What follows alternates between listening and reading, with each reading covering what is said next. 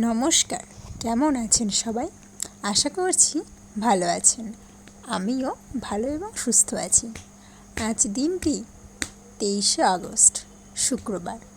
সকাল থেকে দেখছি আকাশটা একদম মেঘ হয়ে অন্ধকার। বলতে না বলতেই বৃষ্টি শুরু। সারাদিন আজকে অঝোর নয়নে বৃষ্টি হয়েছে। এই যে সকালে টিফিন করেছিলাম আজকে রুটি তরকারি, সেটাও আপনাদের সঙ্গে শেয়ার করলাম। তারপর আর কিছু সেরকম শেয়ার করতে পারিনি। এই যে সোজা চলে এসেছি, বাবুকে স্নান করিয়ে গা মুছিয়ে জামা প্যান্ট পরিয়ে দিয়েছি, কিন্তু সে এখন টিপ পরতে নারাজ। সে নাকি টিপ পরবে না। তাও তাকে অনেক বুঝিয়ে সুজিয়ে টিপ একটা পরানো হয়েছে, কিন্তু মুশকিল হয় ও মাথা আঁচড়াতে দেয় না। ওর চুলগুলো যদিও বা ছোটো ছোটো, তাও বাবু মাথা আঁচড়াবে না। ওর মাথা আঁচড়াতে গেলে ভীষণ আলিস্যি। ওর আলিস্যি না সুরসুরি লাগে ঠিক বলতে পারবো না, তবে একটা বিরক্তি ফিল করে। ওর নিজে নিজে আঁচড়াবে তাতে অসুবিধা নেই, এবার নিজে নিজে আঁচড়ালে তো সেটা আর ঠিকঠাক করে আঁচড়ানো হয় না। তা আমি যে বলি দে, আমি করে দিই, হবে না, সে নিজে নিজেই করবে। ওই যে এখন যুদ্ধ চললো, যুদ্ধ করার পর সে যুদ্ধে সাকসেস হয়েছে, চিরুনি এখন তার আয়ত্তে। তারপর এখন চলুন আপনাদের সঙ্গে আজকে শেয়ার করি আমি কি রান্না করেছি। বেশি কিছু রান্না করতে পারিনি। আজকে করেছিলাম শাপলা ফুলের বড়া, শাপলা ভাজা আর ডিমের ঝোল। সেটাই আপনাদের সঙ্গে শেয়ার করলাম। আমি যেহেতু ব্লগ বানাই না প্রথম, তাই একটু উল্টোপাল্টা হয়ে যাচ্ছে।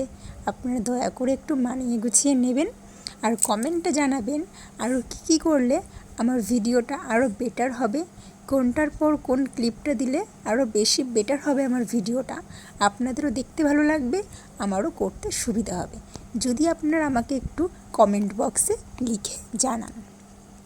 এই যে খাওয়া দাওয়ার পর্ব শেষ, সবাই খেয়ে দিয়ে ঘুমিয়ে পড়েছে, বাবুও ঘুমিয়ে পড়েছে। আমি ভাবলাম তাহলে এই ফাঁকে বাসনগুলো সব মেজে নেওয়া যাক, তাহলে আমার কাজটা অনেকটা এগিয়ে থাকবে। এই চলে এসেছি এখন উপরে, যেহেতু বর্ষাকাল জামা কাপড় মেলার কোনো জায়গা নেই। এদিকে বাবু উঠে পড়েছে ঘুম থেকে, সে আর ঘুমাবে না। জামা কাপড় যেহেতু বাইরে মেলতে পারছি না, তাই এই ঘরের ভেতরেই দড়ি টাঙিয়ে জামা কাপড় মেলার ব্যবস্থা করা হয়েছে। আর ওপরে আমাদের ঘর করা হয়েছে, ঘরগুলো মোটামুটি কমপ্লিট, তবে এখন অনেক কাজ বাকি আছে। যেহেতু আমরা এখন নিচে আছি, যার জন্য আমাদের অত তাড়াহুড়ো নেই ঘর কমপ্লিট করার জন্য, ধীরে ধীরে সব হবে। এই যে কয়েকটা জামা কাপড় এখন নিচে নিয়ে যাব, নিচে নিয়ে গিয়ে ফ্যানের নিচে মেলে দেবো, তাহলে এগুলো শুকিয়ে যাবে। এখানে তো জলটা ঝরছে ঠিকই, কিন্তু হাওয়া বাতাস তো পাচ্ছে না সেরকম, যার জন্য জামা কাপড়গুলো শুকাচ্ছে না, এদিকে উল্টে গন্ধ হয়ে যাচ্ছে। যে ঘরে বিছানা করা কমপ্লিট, মশারি টাঙিয়ে রেখেই গেছি।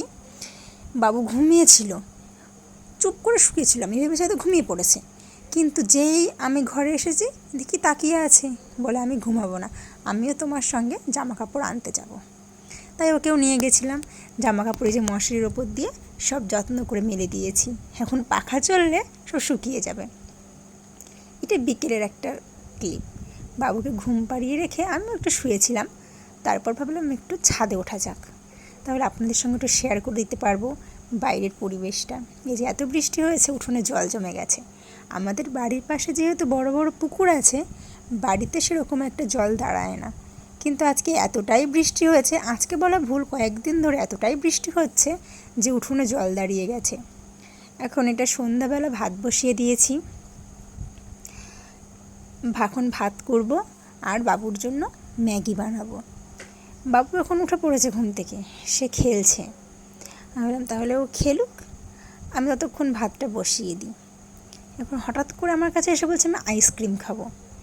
দুপুরে যদি আইসক্রিম বানাতে দিয়েছিলাম, ডিপ ফ্রিজে রেখেছিলাম, সেটার মনে আছে, এখনও আইসক্রিম খাবে। আমি ভেবেছিলাম হয়তো ভুলে গেছে, কালকে সকালবেলায় দেবো, কিন্তু না, সে তো ভোলার মানুষ নয়। হট করে আমাকে বলছে আইসক্রিম আছে ফ্রিজে। আমি যে ওকে এত বলছি আইসক্রিম নেই, ও বলে কি না না তুমি ফ্রিজ খোলো, ফ্রিজে আইসক্রিম আছে, তুমি দেখবে চলো। তারপরে কি আর করবো, বাধ্য হয়ে দিতেই হলো। ওই যে ওনারটা উনি নিয়ে চলে গেছে আর বলছে এটা নাকি তোমার, কিন্তু শেষ পর্যন্ত আমারটা আমার আর হয়নি, সেটাও তারই হয়েছে। মানে দুটো আইসক্রিমই সেই খেয়েছে। আইসক্রিম খাওয়ার মাস্টার, আইসক্রিম পেলে তার আর কিচ্ছু চাই না।